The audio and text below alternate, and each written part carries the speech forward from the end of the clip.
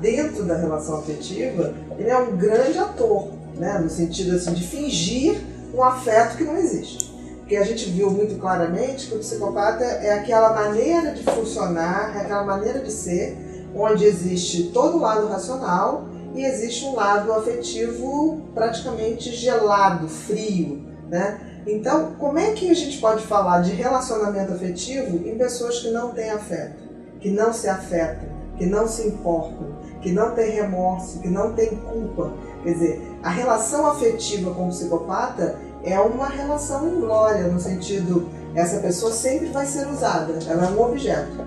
E muitas vezes o psicopata constitui uma família e tem até relações ditas afetivas para dar uma satisfação à sociedade. Você chegou num ponto que realmente eu queria entender, né? Se ele não tem sentimento, se ele não tem... por que ele está ali se envolvendo com alguém? Porque e ele fingindo tem um ganho, isso, né? ele tem um ganho, aquilo que eu falei. Para o psicopata, ele tem sempre o objetivo de usar alguém para atingir status, poder e diversão. Então, se a pessoa pode proporcionar a ele algum tipo de status, algum tipo de diversão ou poder, ele vai ficar com aquela pessoa, mas não porque ele senta alguma coisa, porque ele vai se abastecer de algo que aquela pessoa pode dar. Por exemplo, ele pode estar com uma pessoa que é muito bonita, que é muito envolvente, para que ele possa dizer como ele é fodão de ter aquela pessoa tão bonita, tão envolvente, tão talentosa. Mas isso não quer dizer que ele gosta daquela pessoa, absolutamente. Se ele tiver que humilhar, se ele tem tiver... algum interesse nisso. Tem o interesse, tem o poder de exercer o poder, tem o prazer de exercer o poder em cima da outra pessoa, e ele não poupará esforços no sentido de seduzir inicialmente, se tornando a melhor pessoa do mundo, sendo sedutor, maravilhoso, tendo o melhor sexo que você imagina, porque assim, o sexo para o psicopata não é sexo para nós, o sexo psicopata é um instrumento de envolvimento e de sedução. Porque veja bem, ele pratica o sexo que você quer receber, seja como for, porque ele tem a frieza. Um psicopata não brocha, por exemplo, a não ser que ele finja, só para causar um impacto, ou despertar pena, ou falar que tem um trauma. Isso também é uma coisa muito típica, né? Eu costumo dizer que as duas coisas, quando vêm juntas, a gente tem que estar muito alerta para identificar um psicopata. Primeiro, atitudes maldosas de forma repetitiva. É um comentário, é um sarcasmo, é fazer o outro se sentir inferior, é fazer o outro se sentir culpado, ou outras pessoas.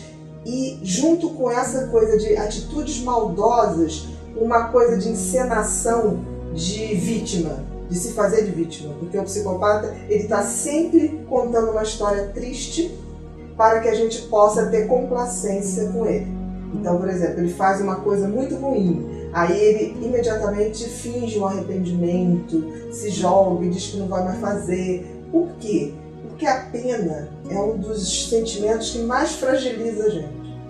Quando a gente tem pena de alguém, é como se a gente assinasse um cheque em branco na mão daquela pessoa. E o psicopata, ele sabe muito bem que, ao despertar pena em alguém, esse alguém é facilmente manipulável. Você consegue identificar as presas fáceis dele? São pessoas com autoestima baixa, são inseguras? Pessoas de coração extremamente generosos, são pessoas com uma autoestima mais baixa, são pessoas extremamente, ao mesmo tempo, são pessoas que têm um brilho muito próprio, que têm uma coisa muito bonita, porque eles não chegam em volta, é como insetos em volta da lâmpada. Um psicopata não se aproxima de uma lâmpada apagada. Então ele vai em torno daquela pessoa para sugar o que aquela pessoa tem de melhor. E é incrível, porque assim, uma pessoa que se relaciona com um psicopata, literalmente se relaciona com um vampiro. Eles são vampirizadores, eles vão tirando aquela energia, a gente vai vendo aquela pessoa perder o brilho, perder a alegria, porque é como se a dominação deles fosse exatamente essa. Então entra na vida de um homem ou de uma mulher, sempre muito entusiasmado, quase você achando que é o homem ou a mulher da sua vida, né? Porque eles representam muito bem esse papel. Ele é ótimo, ele é educado, ele é gentil, ele manda flores, ele faz tudo. Passado esse momento de sedução, quando ele vê que você caiu naquela coisa, que o território está bem montado, inclusive com amigos, com parentes, que ele fez aquela coisa toda em volta, aí ele começa a se mostrar na intimidade. Ele continua mantendo aquela coisa, aquela pose para o externo, mas aí ele começa a, dentro do relacionamento, fazer uma coisa extremamente tóxica, né? Que é culpar a pessoa por tudo que dá de errado, tudo que ele faz, ele sempre dá um jeito da outra pessoa se sentir culpada, ou então, se ele não consegue jogar a culpa, ele faz a vitimização para que a outra pessoa tenha pena. Porque ao sentir pena, a outra pessoa dá mais uma chance, dá uma segunda, dá uma terceira, e jura que não vai fazer. Psicopata não tem tratamento, né? Não tem o tratamento pelo seguinte, porque o psicopata não é uma doença. Ele sabe que ele é assim, ele sabe que ele se utiliza das pessoas. O grande prazer dele numa relação não é a troca afetiva, é o controle. É o jogo do controle, é o jogo da submissão do outro, é ter a vida do outro sob o controle dele. Esse é o grande barato, esse é o grande prazer. Né? Seja numa relação saudável, seja numa relação onde rola até um sexo mais agressivo, a questão é subjugar. Não existe esse prazer saudável de dar prazer ao outro e sentir prazer. Não é uma brincadeira, porque sexo bom é uma brincadeira. Assim, que antes de entrar na relação, a gente tem que ter o cuidado de sair, a gente tem que ter o cuidado de não entrar. Nunca a gente pode deixar entrar na vida da gente uma pessoa da qual a gente não sabe a história, que eu digo HPP, História Patológica Pregressa. Né?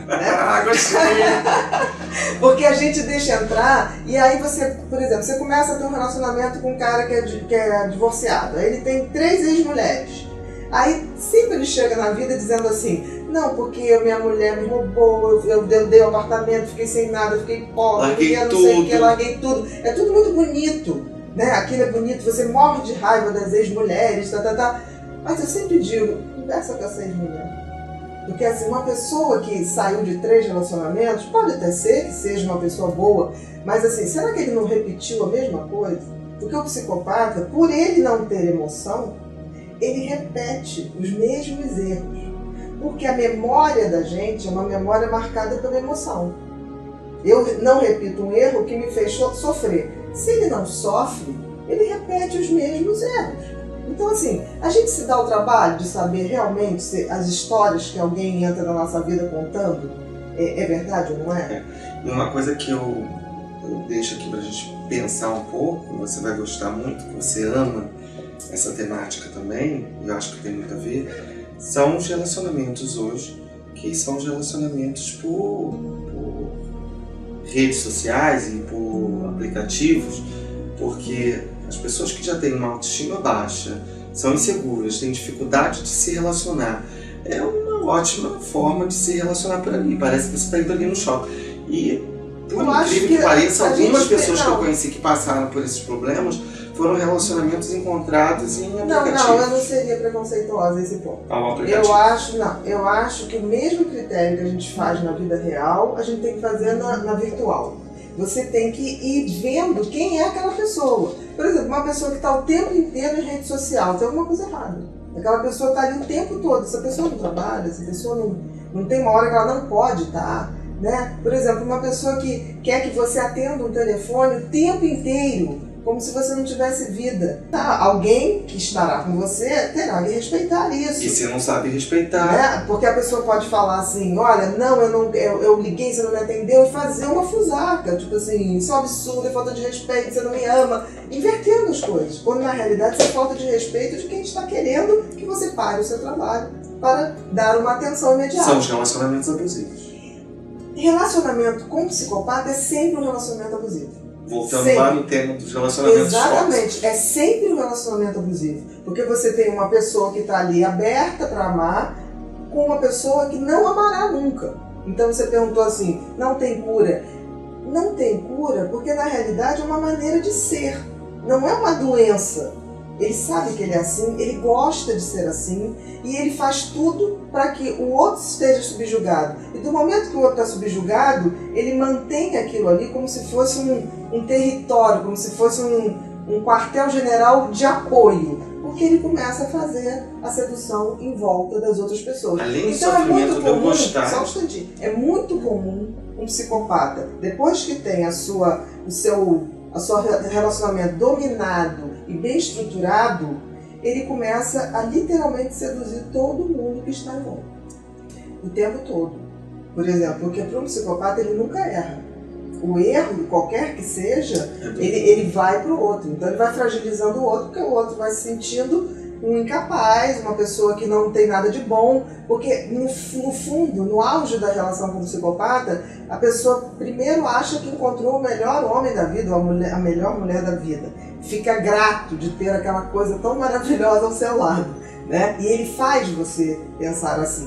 Em compensação, ele não é nada daquilo. Porque ele foi um personagem criado. E eu acho que quem se apaixona por um psicopata, na realidade se apaixona por uma questão, pelaquela coisa que ele se apresentou. Mas não é ele. Na realidade, a grande dificuldade das pessoas que se apaixonam por psicopata, primeiro é admitir que aquilo que eles achavam que era amor nem existiu. Porque assim, não existe amor com quem não sente, ainda mais quem não sente amor, né?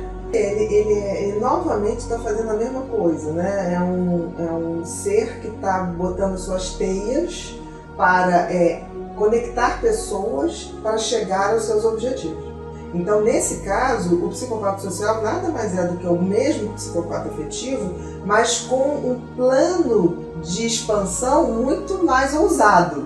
Porque é como se ele quisesse entrar numa rede de contatos de pessoas para galgar situações, né? A gente conhece casos de psicopatas sociais que se fizeram de pessoas, filho de alguém muito famoso ou filho de gente muito rica, e não eram nada disso. E foram se relacionando com as pessoas e ninguém foi checar se aquela pessoa era filho daquele que ele dizia ser filho, e a coisa foi tomando um vulto, no sentido até da pessoa começar a entrar em festa e se identificando como filho de alguém, e ninguém nunca foi checar. Então assim, a gente vive numa sociedade de tanta superficialidade que as pessoas acreditam nas mentiras. E um psicopata é uma pessoa que é um mentidor, quanto mais, é um mentiroso quanto mais. Nós vivemos numa sociedade que o que vale é o que a pessoa aparenta ser. E não ser. Não, é o que a pessoa diz que é e aparenta ser. E a questão a gente confere? Será que também a gente não está querendo acreditar? Mas assim, não é a questão de fazer ou não fazer medicina, ou fazer direito ou não fazer direito, mas assim, para um psicopata mentir é uma coisa divertida, é um jogo. É um jogo onde o outro cai e ele reafirma a sua inteligência, entre aspas. Agora, pra gente que ouve uma coisa, como é que uma pessoa que faz medicina está sempre disponível? Como é que uma pessoa que trabalha no tribunal tem sempre tanto tempo para estar em tudo que é roda, para estar em tudo que é evento social? Participar de tudo. Eu acho que também a gente tem que desfazer esse príncipe encantado, eu gostei muito ou a do princesa, título, e começar a que eu ainda não gravei, vou a até anotar realidade, aqui. né? A história pregressa, como que é HPP. HPP. História Patológica Pregressa. História Patológica Pregressa. Meu povo, vamos procurar História Patológica Pregressa dessas pessoas. É simples, né? Vem cá, você quando vê um livro, você lê o primeiro capítulo, você lê o segundo, você lê o terceiro. Se não está agradando, você não vai para o quarto. Exato. As pessoas que entram na vida da gente são livres. O primeiro capítulo agradou, o segundo, mas tem ali uma coisa que está errada. Que não está entendendo aquele livro. Sigam a intuição. A intuição da gente não falha. Porque muitas vezes você se relaciona com um psicopata e tem um dia que você pega uma mentira, que aquilo não ficou muito esclarecido, aí ele mudou de assunto e você deixou passar. Sabe aquela coisa? Mas no fundo, a intuição tá sempre te sinalizando, tem uma coisinha errada, tem uma coisinha... Mas as pessoas não querem ver. Porque querer ver é querer desfazer sonhos. Mas aí a gente não pode a necessidade de querer ter o outro, né? Eu acho que é ter para ter uma história, mas a questão é que essa história é um castelo de areia.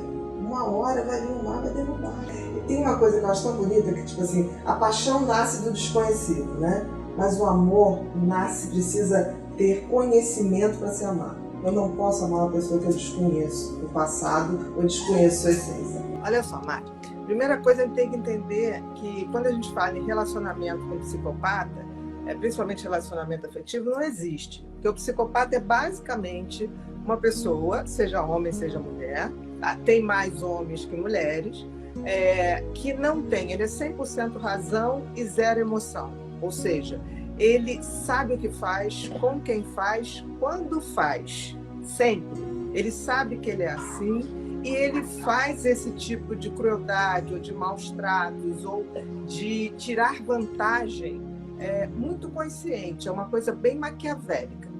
Esse funcionamento, no início, ele parece sempre, as mulheres acham sempre que acharam o amor da vida, o príncipe encantado. Por quê? Porque eles, por serem 100% razão, eles, antes de entrar na vida de uma mulher, eles estudam essa mulher. Estudam não só a mulher, vai estudar o patrão. Ele, quando vai fazer uma entrevista de emprego, ele sabe mais da empresa do que o próprio entrevistador que vai entrevistar ele. Então, ele seduz, sempre oferecendo para você o que você quer.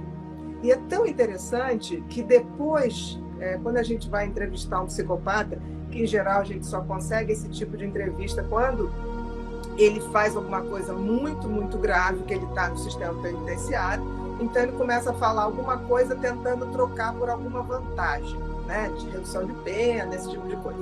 E ele usa sempre uma expressão que é assim, ele nunca tem culpa, ele sempre coloca assim, não, ela estava pedindo para ser enganada, eu simplesmente só fiz aquilo que ela queria, não fui eu que criei a imagem que já estava na vida dela. Ele simplesmente, ele é um camaleão, que ele é capaz de se transformar em qualquer coisa que você queira para ele tirar de você ou de qualquer outra mulher status, poder e diversão.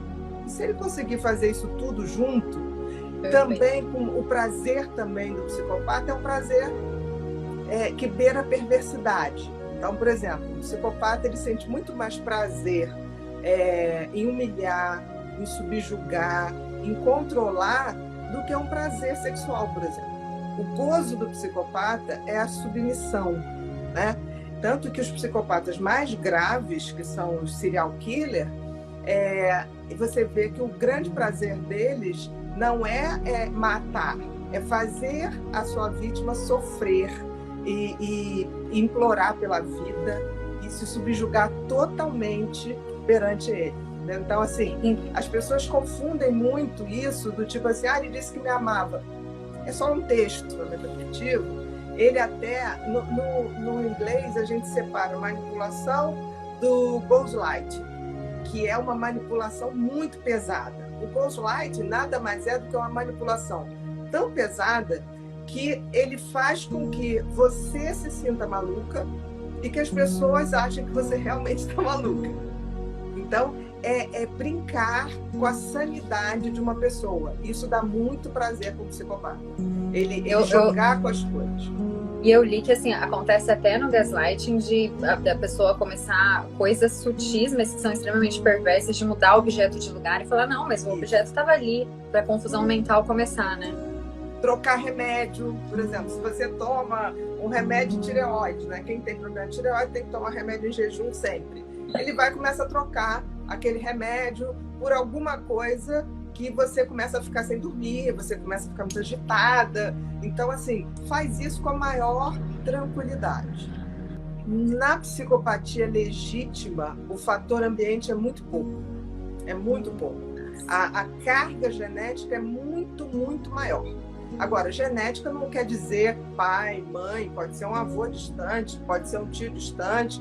E a gente tem que lembrar que a gente mora num país que teve escravidão até muito pouco tempo, né? Então, é óbvio que esses torturadores de escravos, torturadores senhores de engenho, deixaram uma genética por aí, né? A gente sempre acha que não, mas deixou pelo Brasil inteiro, né? Estava falando, né? Por exemplo, quando a gente hoje está vendo que finalmente a gente começa a abrir para essa questão de maltratar animal, é prenúncio de que vai maltratar a gente, né?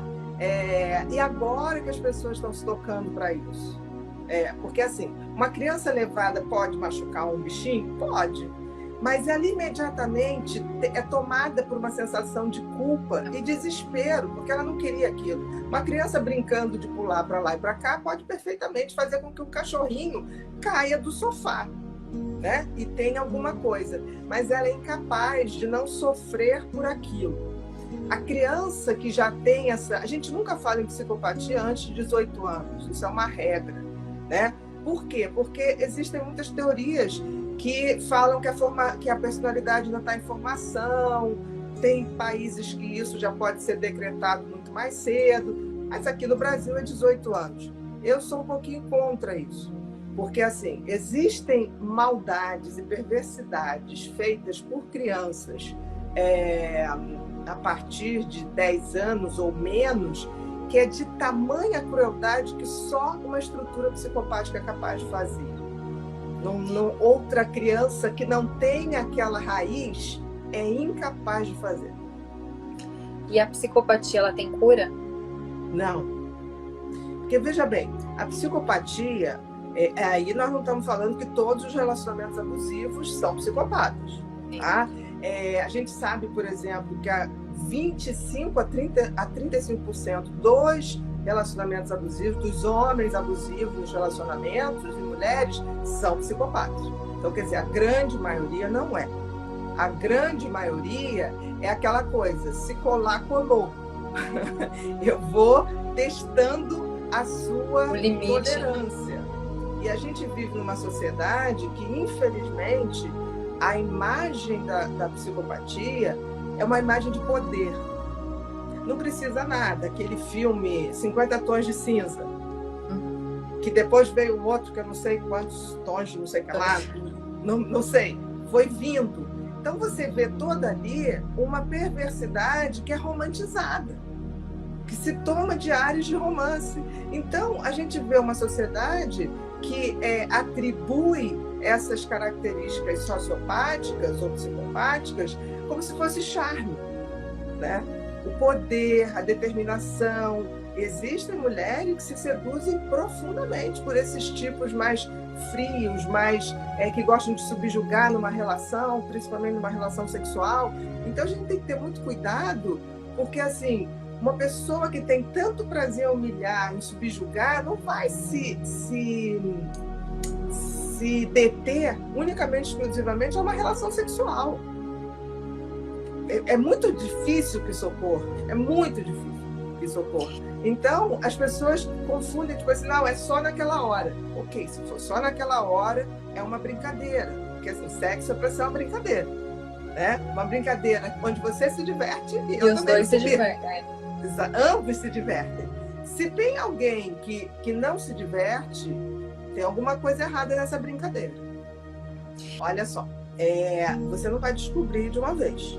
Tá? Por isso que eu digo, por exemplo, antes de 2 anos você não conhece ninguém. Porque eu vejo gente assim, me casei 4 meses. Eu fico apavorada quando uma pessoa diz que foi viver com alguém 4 meses. Uma regrinha que eu deixo sempre muito claro: desconfie de coisas mirabolantes e boas demais. Né? Até, por exemplo, tudo que nos prende, geralmente os maiores venenos são os nossos maiores prazeres. Então a gente tem que ter muito cuidado, porque essas coisas muito... É que nem droga. Droga te dá um up, te dá uma coisa muito rapidamente, mas depois vai ter um preço caro, né? Então, uma coisa que eu digo sempre, cuidado com essas coisas muito maravilhosas à primeira vista, cuidado com a história pregressa, eu chamo de HPP, História Patológica Pregressa. A gente tem que saber a história das pessoas. Porque, veja bem, um cara maravilhoso chega na tua vida, aí o que ele conta? E eles sempre vão contar uma história triste, que eles sempre são vítimas. Então, eles vão dizer assim, você fala assim, nossa, mas se eu sou ex-mulher, como é que era? Não quero falar nisso, porque foi uma pessoa que me deixou de uma maneira traumática, e me roubou tudo que eu tinha, estou começando do zero, me traía muito. Tirou meus filhos, era uma pessoa totalmente desequilibrada. Ele vai contar uma história que você vai morrer de pena, que ele nem consegue ver o pobre dos filhos, que ele nunca ligou para aqueles filhos. Diga-se de passagem que ele nunca ligou, porque não liga mesmo. Então, assim, um psicopata, quando tem um filho, ele tem um filho para usufruir das vantagens de ter uma carta na manga para poder obter da pessoa mais coisas, né? Então, é assim, ele tem um filho e aí depois que ele não quer saber, mas na hora que a pessoa quer se separar, ele começa a vender caro esse filho, do tipo assim, não, eu quero ver meu filho. Ah, você não quer? Ah, mas eu não posso fazer nada, eu tenho meu direito. Teoricamente, ele até tem. Então ele começa, mas você podia me emprestar o dinheiro tal, você podia não sei o quê, porque você não tem coração, você não tem... É sempre invertendo as coisas. Então eu diria que uma história, procurar sempre saber da história desse cara, mas nunca por ele. Porque assim, você saber a história do Lobo Mau contada pelo Lobo Mau, Chapeuzinho Vermelho não presta, entendeu? Chapeuzinho Vermelho é uma criança desorientada. Então você tem que sempre ter mais informação e ter muito cuidado, porque assim, uma coisa que eles escorregam em algum momento, logo no início, é como eles tratam as pessoas das quais eles não podem tirar nada. Por exemplo, subalternos, um funcionário, um garçom, Nossa, perfeito. um cara que vai estacionar o carro. Pai e mãe. Eles ali dão umas escorregadas. E muito provavelmente as mulheres que observam isso fazem aquela coisa, coitado, ele está estressado, ele trabalhou muito, ele está muito sobrecarregado, está com muito problema. Mas não é por isso. Porque assim, se na mesma hora que ele maltratou um garçom, chegar um cara que ele acha que pode render alguma coisa para ele, ele trata o cara maravilhosamente bem. É aquilo que eu falei, eles sabem o que fazem, com quem fazem e onde fazem. Uma coisa bem psicopática é a pedofilia. Você alguma vez viu um pedófilo na praça de alimentação de um shopping estuprando uma criança? Ele calcula sempre. Então, essa coisa assim, quando um psicopata perde o controle, pode ter certeza que ele está perdendo o controle com quem ele pode perder o controle.